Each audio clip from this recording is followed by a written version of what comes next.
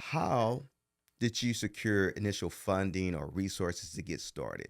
And what advice would you give others looking to raise capitals for their ventures? Well, I mean, I took it from my own personal money, number one. I did it slowly. I didn't take out any loans. I was in the black the entire time because I didn't want to owe anybody anything. And, you don't need, now look, if you're going to open up a brick and mortar location, there's a lot more to it. You have to get some kind of financing unless you're independently wealthy. And if you're independently wealthy, why are you working anymore anyway? But because my business was virtual, basically, I just needed a laptop.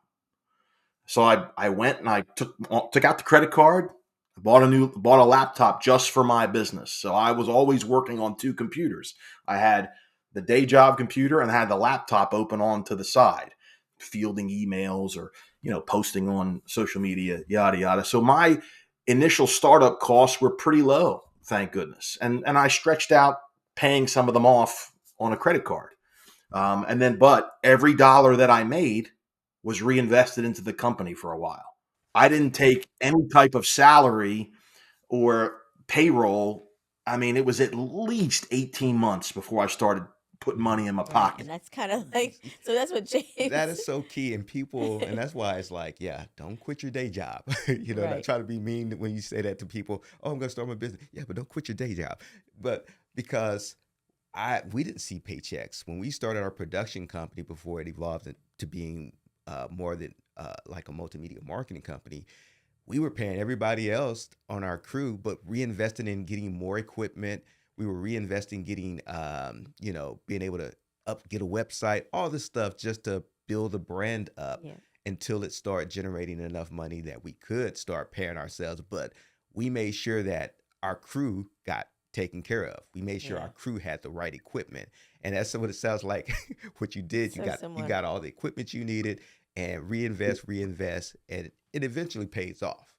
Yeah, I mean that's how you do it. Just, I mean, look, I was I was putting pressure on myself, but I was taking my time, if that makes sense. I wanted to earn the money, but I wasn't going to dig a hole for myself financially to start this thing up. So I had told you earlier before in the discussion how when I operated a fitness studio, that was a good training ground for me. And I built that company the same way I built my current, a consulting business. I didn't have a building to start. It was at my local gym that I was a member. I basically asked the owner, "Do you mind if I go up to clients and say, hey, can I train you?" And I wound up getting enough clients, making enough money that I took the money from those people and rented a little 400 square foot box of an office and bought some secondhand equipment, not brand new. I bought used equipment, and then when that grew, then I got a 1,200-foot space. Then I started hiring other trainers and paying them, and then I sold the whole thing and made a nice chunk of change. I just took that formula of starting slow, not taking out any loans, reinvesting, building, and then eventually, instead of selling this business that I have now, it was the Shawshank plan, which was, go basically. I live semi-retired, and I still have a handful of clients every month. But the point is to spend lots of time with my family. It's so important that we can give our time. I mean, uh, back to our family. And I get what you're saying. And so those who are watching, I mean, as you understanding, as we keep talking about time, you find that that's the most valuable aspect of this whole Yes. puzzle of entrepreneurship is to get back time. So I'm just trying to turn on the lights for those who are thinking about entrepreneur, how it works in terms of if you want to spend time with your family, you got to create these outlets of businesses And multiple that will income. allow you to do that. But you're going to have to put in some time. Therein lies the litmus test for mom and Mm-hmm. pop entrepreneur is how, you know, what are you willing to absorb? How bad do you want that time with your family? Because everybody says they want their time with the family, but they're not willing to take the punches and survive them to eventually see what's on the other side there. And that's what separates, the men from the boys, so to speak, because entrepreneurship. It's Yeah. hard. You're going to be told no way more times than you're going to be told yes. And it always takes longer than you think. There is no magic pill. It's about consistency. You want to blow up, you got to show up every day for several days, weeks, and months and years in a row.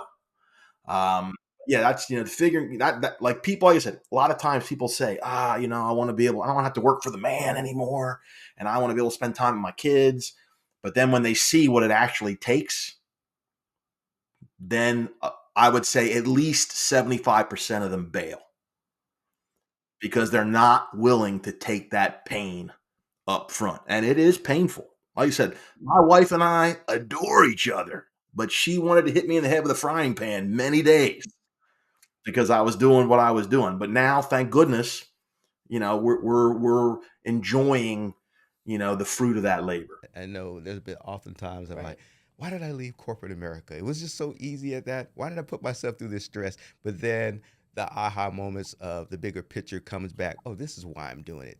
Because of time. This is why I'm doing it. And then it becomes worth it because I know what that side was like. And Right. so I'm just going to push through. And it always works out when I continue to push through because it becomes a blessing for a lot of other people, not just me. So, yeah. No doubt.